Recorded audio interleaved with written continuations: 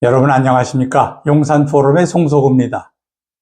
추석이라면 뭔가 느긋하고 넉넉해야 하는데 어수선하고 불안한 것은 왜 그럴까요?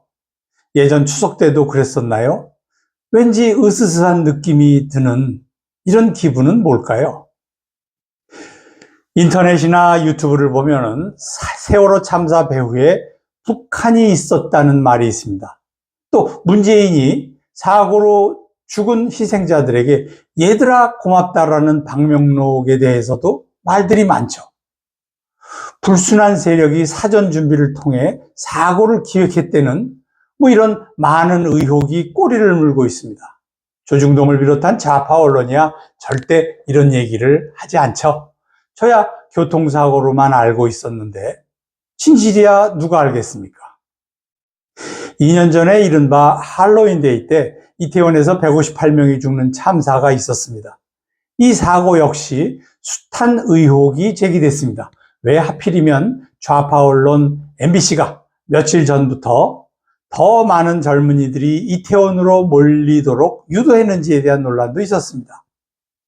당일날 왜 갑자기 조끼를 입은 민노총 조합원 다수가 집결했는지, 뒤에서 미러를 외치면서 사고를 일으킨 자들은 누군지, 왜 좁은 골목 비탈길이 아닌 평지나 골목과는 좀 떨어져 있는 장소에서 사망자가 나왔는지, 사고 장소에서 약품 냄새가 났다는데 이건 또 무슨 일인지, 사고로 죽기 전에 마약에 취한 것처럼 보이는 젊은이들이 있었다는 그런 소문은 또 뭔지, 그 많은 의문에 대한 조사는 전혀 이루어지지 않았습니다. 그저 나중에 경미하거나 무죄 판결을 받은 그런 경찰 몇몇이 옷을 벗은 게 전부였죠.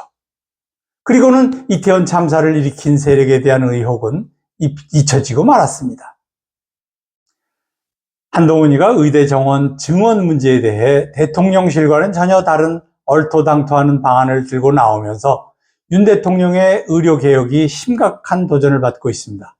좌파 언론은 물론 조중동까지 의료 대란이라는 자극적인 용어를 써가며 의료 인력의 피로도가 한계에 도달했고, 특히 응급실 운영에 막대한 지장이라도 있는 것처럼 과장되게 보도하고 있습니다. 사실은 응급실 뺑뺑이는 의대 증원과는 전혀 상관없이 예전부터 있었고, 소아과 의사 부족 역시 마찬가지입니다.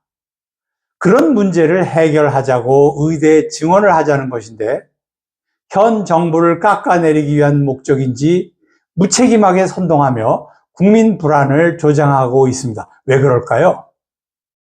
좌파들이 늘 하던 뻔한 수법이라고 생각하십니까?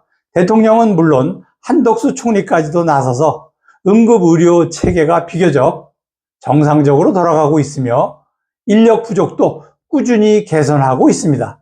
의협과 전공의를 달래기 위한 노력도 게을리하지 않고 있습니다. 그 와중에도 한동훈이 동분서주하는 아버지뻘 한덕수 총리에게 싸가지 없게 대들었다는 얘기가 돌고 있습니다.